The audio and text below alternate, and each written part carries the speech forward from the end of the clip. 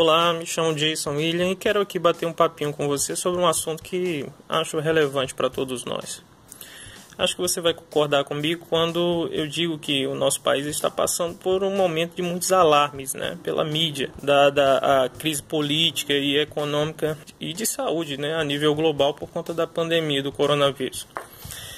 E eu estava aqui a refletir, como é que as pessoas estão enxergando essa crise política no Brasil?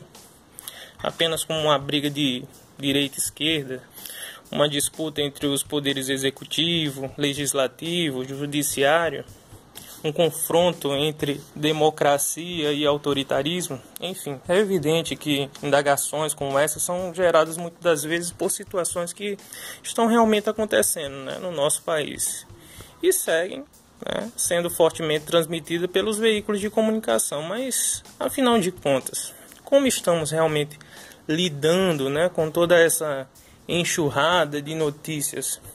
A gente escuta falar manifestações contra o Supremo Tribunal Federal, solicitações por intervenção militar, queda de braço entre o presidente e a grande mídia, político que troca de lado, um momento defende com unhas e dentes a direita, depois vira casaca e se torna um brigão ferrenho contra os seus antigos companheiros, Direita se torna esquerda, esquerda se torna direita e o centrão não sabe para que lado vai nisso tudo, Eu entendo que podemos reagir a essas e outras notícias de diversas formas. Tipo, número 1, ficarmos apáticos, Dizemos simplesmente eu não tenho interesse, não quero saber disso e tenho raiva de quem sabe. Esse, pessoal, é o tipo de pessoa que sempre vota em branco ou nulo nas eleições, ou então justifica o voto. Ele criou uma aversão pela política. Número 2, recebemos a notícia sem nenhum senso crítico ou investigativo.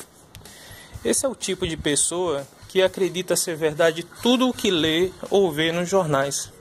Ela não apura nada sobre as informações e acaba tirando conclusões precipitadas, sobre tudo. Exemplo. Suponhamos que ela receba a notícia que alguém está sendo acusado e investigado por corrupção, Ela já toma essa notícia considerando aquela pessoa como sendo um corrupto, mesmo sem provas ou um julgamento. Número 3. Recebemos a notícia, analisamos, refletimos e investigamos as informações noticiadas.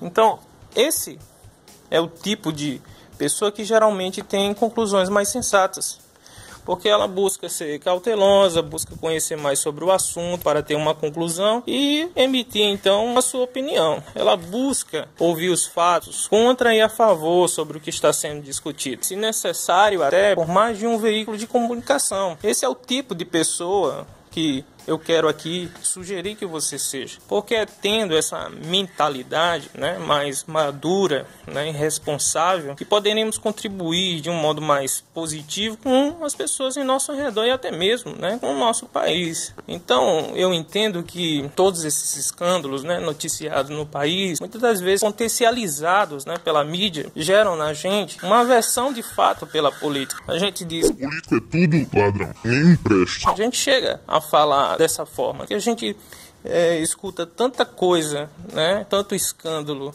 no meio político, que a gente já fica descrente de que existe honestidade nesse meio. Mas eu quero aqui incentivar você a não desistir, Seja participativo na política. Como diria o filósofo Platão, o preço pela tua não participação na política é seres governado por quem é inferior.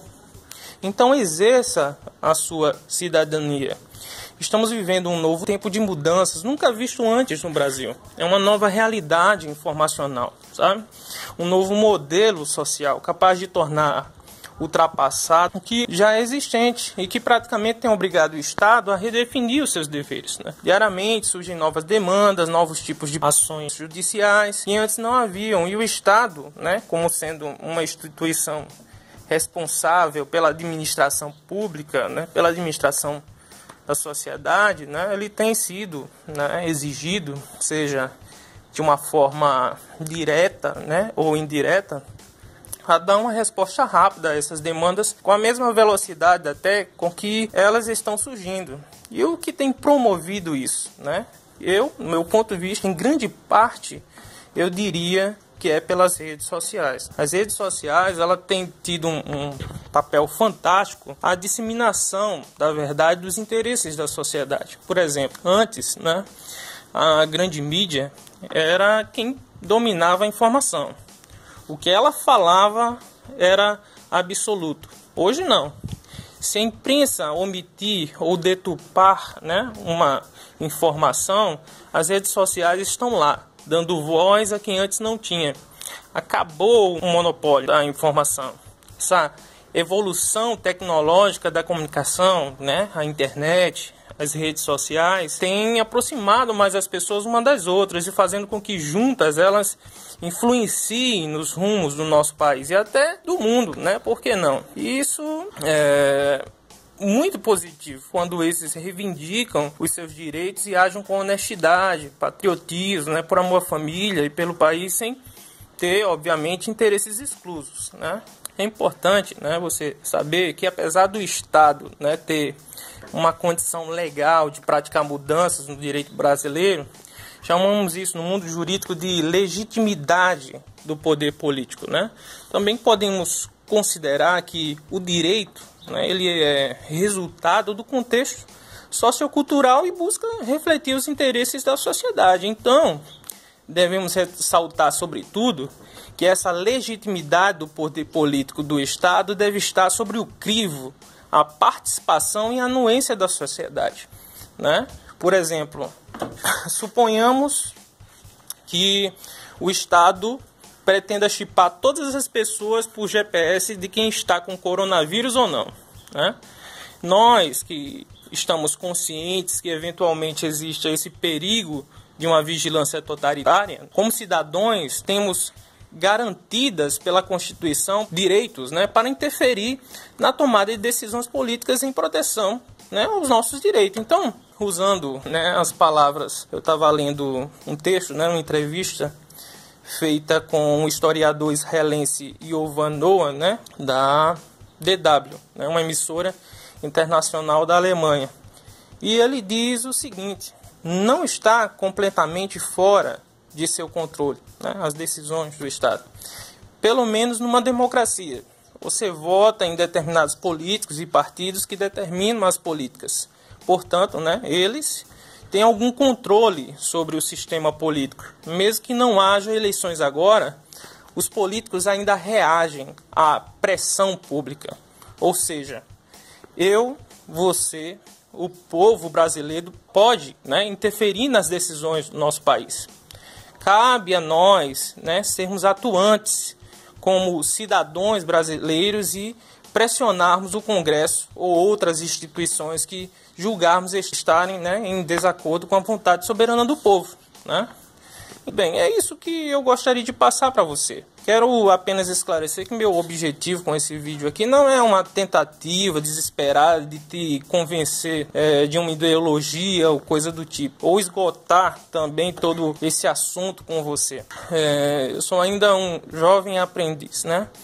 Eu apenas falei sobre alguns pontos aqui. Meu interesse é despertar em você uma reflexão, né? Fazer você pensar um pouco mais fora da caixa, sabe?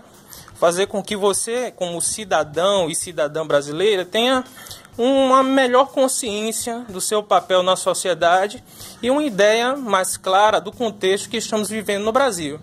Então, se você, né, viu sentido no que eu falei, dá um like nesse vídeo, compartilha e se inscreve no canal, tá ok? Obrigado por sua atenção, até logo, tchau, tchau.